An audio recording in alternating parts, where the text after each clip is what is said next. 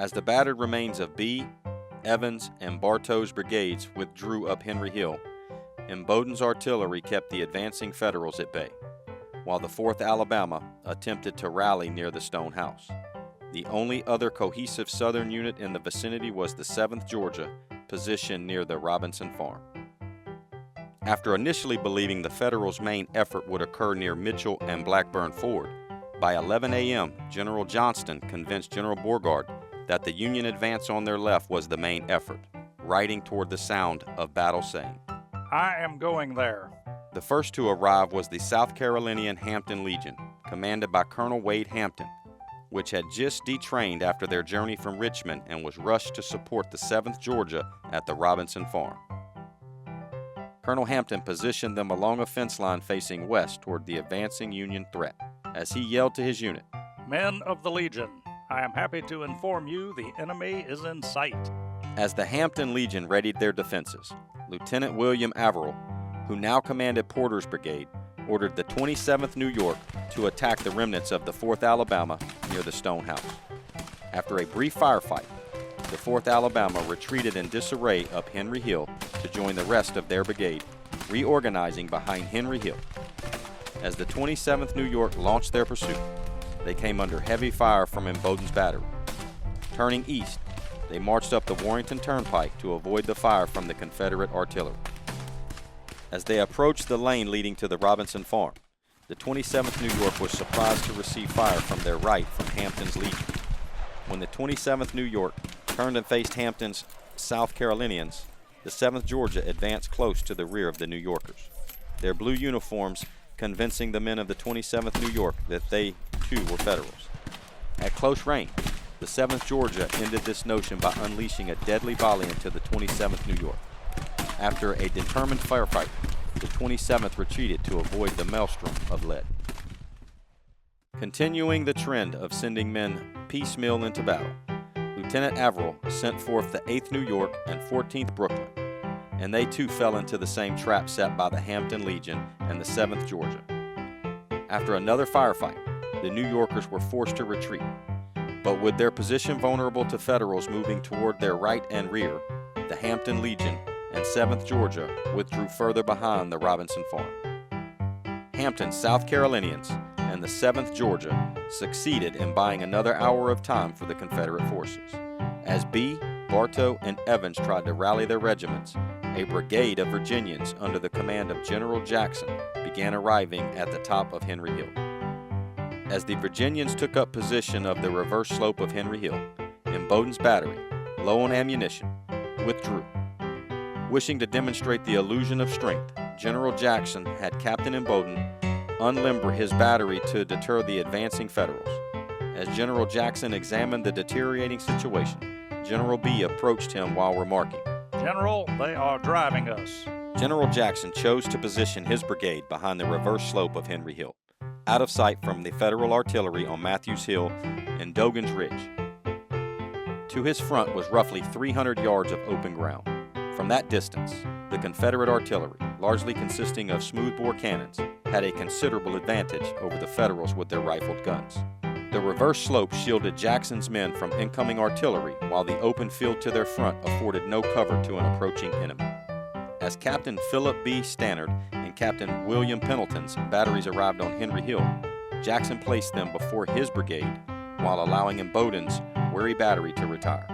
Jackson placed his artillery in such a way that the recoil would push the cannons down the slope, allowing the gunners to safely reload before moving the pieces back into place to be fired again. Following Jackson's brigade were General Beauregard and Johnston, bringing with them additional artillery pieces. As General Beauregard rallied his men, a cannonball disemboweled his horse, but after promptly rising and summoning another mount, his men were stunned by his unflinching leadership, with one remarking, "I cannot describe to you the effect of his appearance. Indeed, all was changed in a moment. The men brightened up, dressed ranks, and gave a rousing cheer." With the Confederate line stabilized, Beauregard met with Johnston to assume command of the field, requesting that Johnston guide reinforcements to the battle, which the latter begrudgingly accepted. As this occurred, Colonel Stewart, with his famed 1st Virginia Cavalry Regiment, arrived on Henry Hill. where Jackson requested that he divide his 300 men into two sections to protect both the Confederate left and right. As the Confederates reorganized on Henry Hill, the Union forces appeared to oblige them, providing nearly 2 hours of respite for their opponents. Although Burnside's brigade had been bloodied and the 8th and 27th New York rendered combat ineffective, General McDowell still had upward of 15,000 men ready to continue the fight. However, McDowell failed to take advantage of his success to finish off the remaining Confederates, while his division commanders on the field displayed no initiative. As Union gunners shelled the Confederates on Henry Hill, their infantry patiently waited to attack. Eventually, around 1 a.m., Colonel Keyes of General Tyler's division took up positions across the Warrington Pike from the Robinson Farm. Sensing that the Confederate right flank on Henry Hill was weak, Keyes immediately ordered half of his brigade, the 3rd Connecticut and 2nd Maine, to assault the enemy flank, deciding not to wait for his 2 remaining regiments to catch up. Colonel Keyes' 2 deployed regiments plowed into the Confederate flank, taking the enemy by surprise and pushing back the 5th Virginia, Hampton's Legion, and the 7th Georgia. Although the men from Connecticut and Maine drove the rebels back at least 100 yards, the Virginians were not willing to retire from the field just yet. They rallied and poured fire onto the attacking forces. So devastating was their fire that Colonel Keyes later wrote, "Exposure to it of 5 minutes would have annihilated my whole line." Having left half of his brigade behind, and with his division commanders failing to seize the initiative, Colonel Keyes had no support to exploit his temporary success and was forced to withdraw past the Robinson Farm and the Warrington Turnpike in the face of the advancing Virginians and South Carolinians. For the time being, the Confederate line on Henry Hill held firm while General Jackson rode along with his hand bound and a bloody handkerchief after being wounded by Federal fire. By 1:30, General McDowell was ready to launch his first coordinated assault on Henry Hill, ordering his artillery chief, Major William Berry, to direct Captain Ricketts and Griffin's batteries to Henry Hill. Fearing the Union artillery would be annihilated without infantry support, Major Berry begged Colonel Heintzelman for assistance, and the two managed to cobble together the 1st Minnesota of Colonel William Franklin's brigade, the 14th Brooklyn and Marine Battalion of Porter's brigade, and the 11th New York of Colonel Orlando Wilcox's brigade. This mixed-match assault force of units from 3 separate brigades and 2 divisions demonstrates the absence of command and control that would plague General McDowell for the remainder of the battle. Around 2 p.m., Ricketts' battery rolled up Henry Hill and positioned itself to the south of the Henry House. Immediately, Confederate sharpshooters unleashed a volley from the house into the flank of the Union battery. Ricketts ordered his leftmost cannon to turn and fire directly into the house, scattering the enemy sharpshooters and mortally wounding Judith Henry, an 85-year-old woman who would be the only civilian casualty that day. Griffin positioned his battery to the north of Henry House, and the 2 batteries attempted to bombard the Confederate line almost 300 yards away. However, their rifled cannons proved of little worth against such close-range targets, with their rounds arching over the heads of the Confederates. The Union infantry advanced behind the guns, with the 1st Minnesota taking the right flank, the 11th New York in the center behind Ricketts, the Marine Battalion supporting Griffin, and the 14th Brooklyn in the rear moving up between Griffin and Ricketts. As the 1st Minnesota moved forward with General Heintzelman, they approached within 50 yards of the 33rd Virginia, dressed largely in civilian attire and blue uniforms. Both sides attempted to identify the other, but it was the 33rd who realized the identity of the enemy first, and they attempted to fire a volley into the 1st Minnesota, but overshot their targets. However, the 33rd managed to adjust their accuracy and fire hot lead into the ranks of the Minnesotians. Toward the center, the 11th New York tried to support the 1st Minnesota, but became the victim of crossfire from the Confederates, which also hit many of Ricketts' gunners.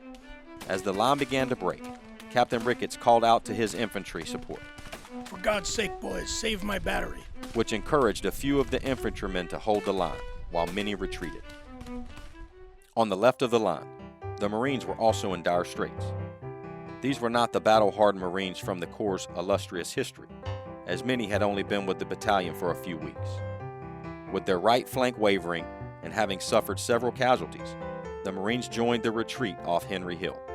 And although several groups of Marines would partake in future assaults, the battalion would not fight as a cohesive unit for the duration of the battle.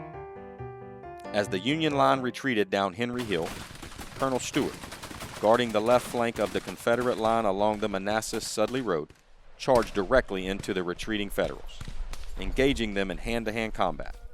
After a brief fight, the Federals retreated into the safety of the woods across the Manassas-Sudley Road, and Colonel Stewart withdrew to continue guarding the Confederate left. While Stewart's men regrouped on the left, the Confederates who fought on Matthews Hill began to rally. General B approached his 4th Alabama, pointed towards Jackson, and shouted, "There stands Jackson like a stone wall. Rally behind the Virginians." The 4th Alabama promptly moved to the left side of the Confederate line. Meanwhile, as the shattered Union forces reorganized, the 14th Brooklyn advanced forward to support Ricketts's battery as the 38th New York moved behind Griffin's battery. Further back, the 1st Michigan of Wilcox's brigade and the 5th and 11th Massachusetts of Franklin's brigade moved up the road toward Henry Hill. The fighting on Henry Hill had lasted around an hour thus far, and both Griffin and Ricketts's batteries were already shot to pieces, with the latter losing most of their horses. Attempting to retain the initiative, Griffin ordered a 2-gun section of his battery to move behind Ricketts and take up position to fire down the left flank of the Confederate line. Watching Griffin's section deploy 200 yards to their front, Colonel Arthur Cummings, commander of the 33rd Virginia on the Confederate left, determined that his inexperienced troops could not sustain a close-range bombardment from Griffin's redeployed section. After weighing the consequences of staying put, Colonel Cummins ordered his regiment forward. Observing the 33rd Virginia advancing toward his section, Captain Griffin ordered his guns to be loaded with canister. However, before firing, Major Berry ordered Griffin to hold, believing that they were about to fire upon their fellow Union soldiers. Griffin vigorously protested, but Berry did not relent. By the time it became apparent that the advancing Confederates were indeed not friendlies, it was too late. The remaining gunners retreated, and the 33rd Virginia successfully captured Griffin's section. Their success would not last long. After losing Griffin's 2 cannons, McDowell ordered the 14th Brooklyn to immediately recapture the guns. Dressed in Zouave uniforms, the 14th Brooklyn, with elements of the Marine Battalion, struck the disorganized 33rd Virginia hard, delivering withering volleys and pushing the Virginians back. Exploiting their success, the Federals pushed onward and hit the now exposed flank of the 2nd Virginia.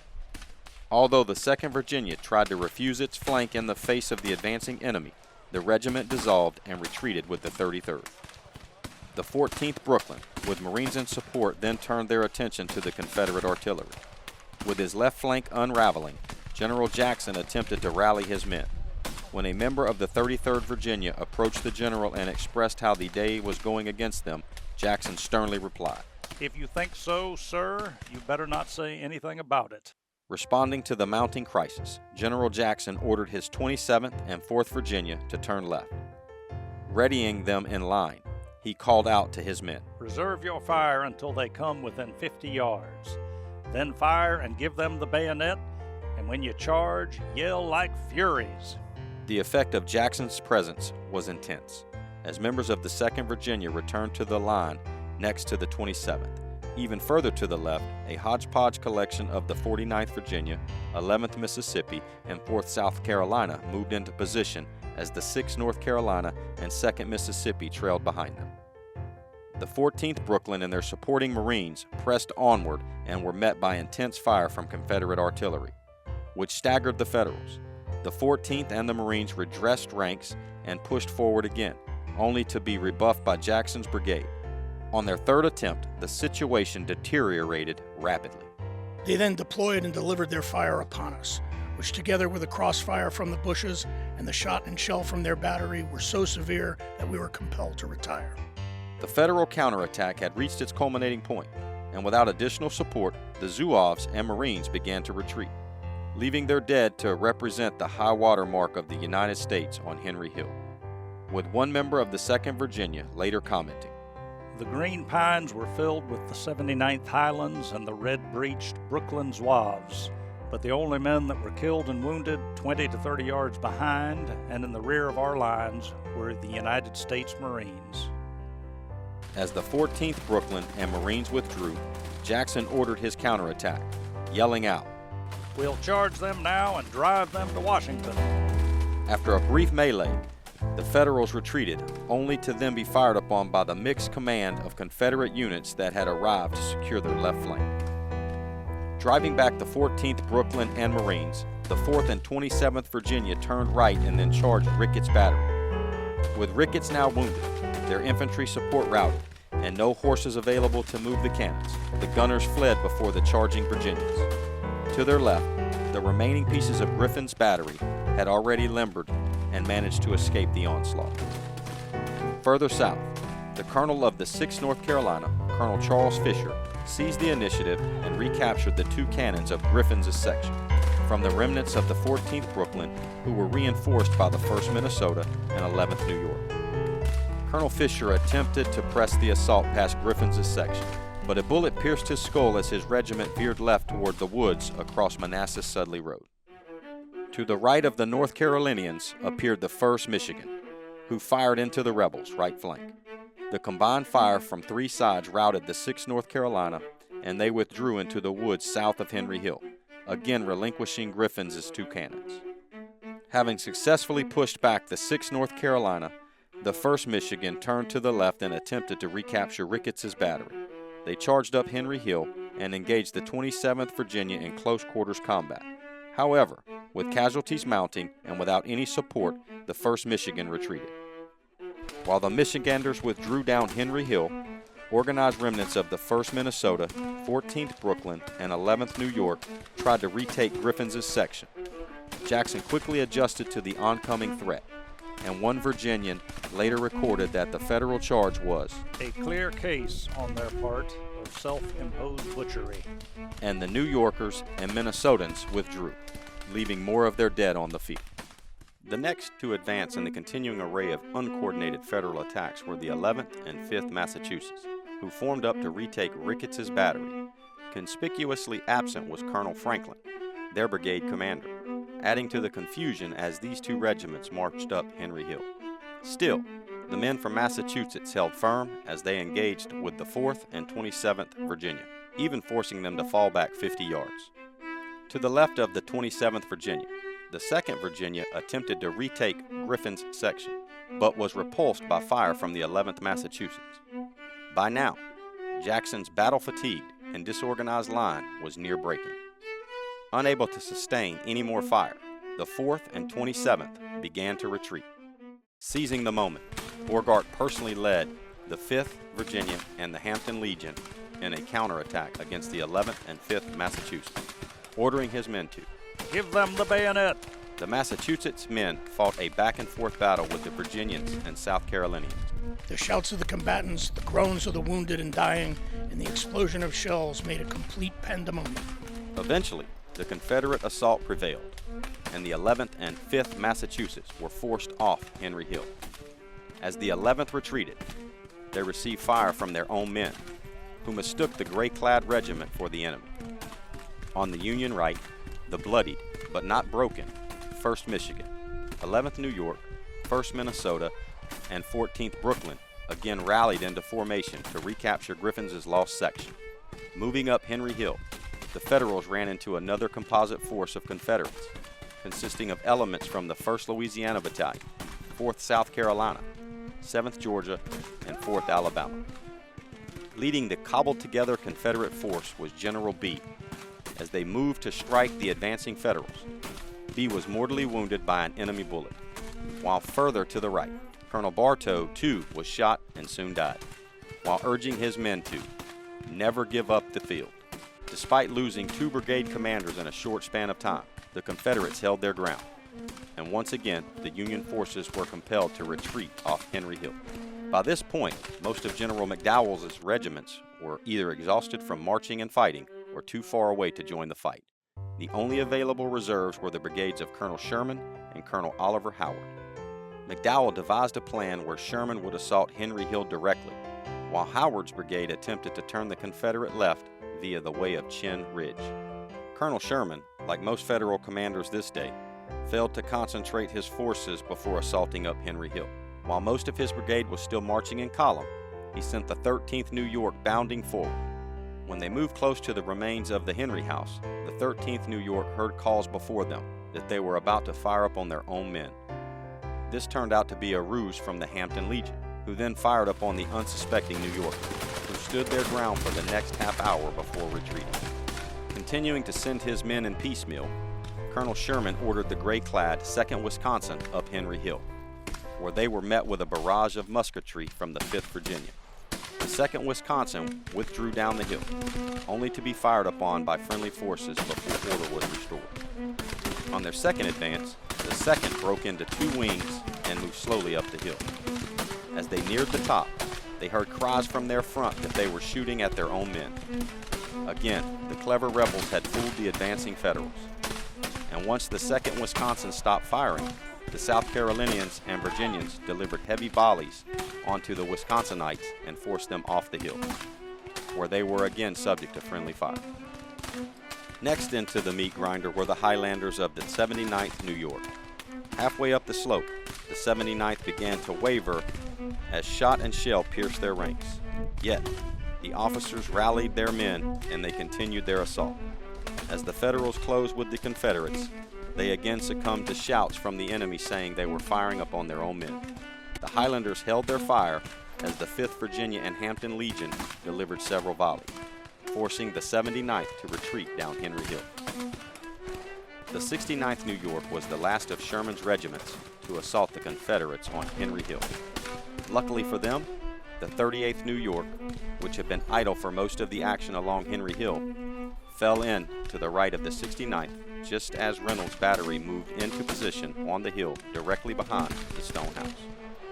The 2 regiments moved lockstep up the hill, engaging the Confederates at close range. And after around 40 minutes of fighting, they managed to drive back the 5th Virginia and Hampton Legion. Victory appeared in the Union's grasp, with Captain Thomas Maher of the 69th New York imploring his men to, "Come on, boys, you've got your chance at last." McDowell led the 38th and 69th New York forward. He was joined on his right by the reorganized 1st Michigan, 1st Minnesota, 14th Brooklyn, and 11th New York, who once again surged forward to retake Griffin's lost guns. The Union line advanced, but beyond their front, behind the reverse slope of Henry Hill, emerged fresh Confederate regiments commanded by Colonel Kock, consisting of the 8th, 18th, and 28th Virginia. To the south, the 2nd and 8th South Carolina of Bonham's brigade moved in for the kill. Behind them were also Elzey's brigade, which was commandeered by Kirby Smith, which had just detrained and marched straight to the battle. Finally, trailing behind was Colonel Early's brigade, which had redeployed from the Confederate right flank. It was now 3:30, and the tide of the battle rapidly swept against McDowell's army. Kock's 3 regiments, with the survivors of the 5th Virginia and Hampton Legion supporting their right, pushed toward Henry House and Griffin and Ricketts's artillery. The Federal line, exhausted from hours of marching and fighting, collapsed. Toward the Union right, Bonham's South Carolinians, along with Confederate survivors of Matthews Hill, completed the coup de grace. McDowell's assault on Henry Hill ended in a disorderly rout.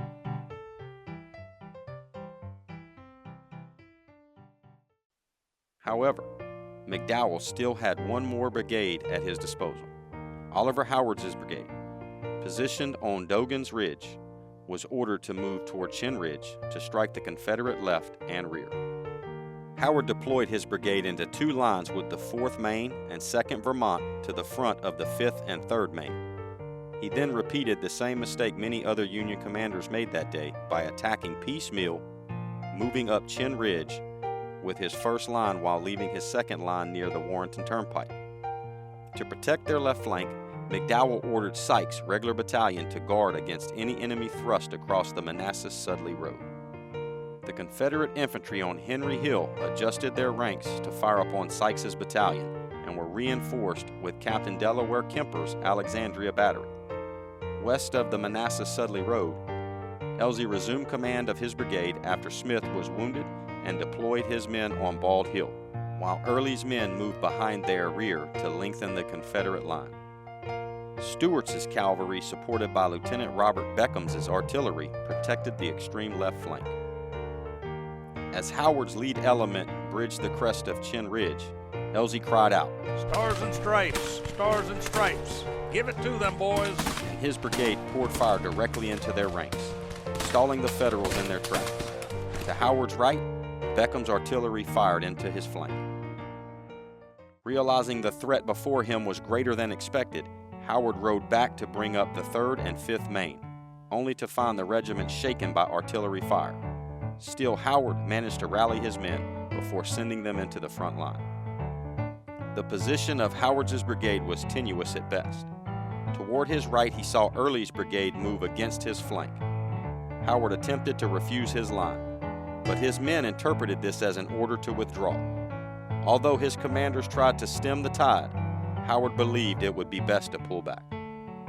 Howard's brigade tried to regroup in a thicket near the Warrenton Turnpike, but it was summarily swept away by the combined forces of Elzey, Early, and Stuart.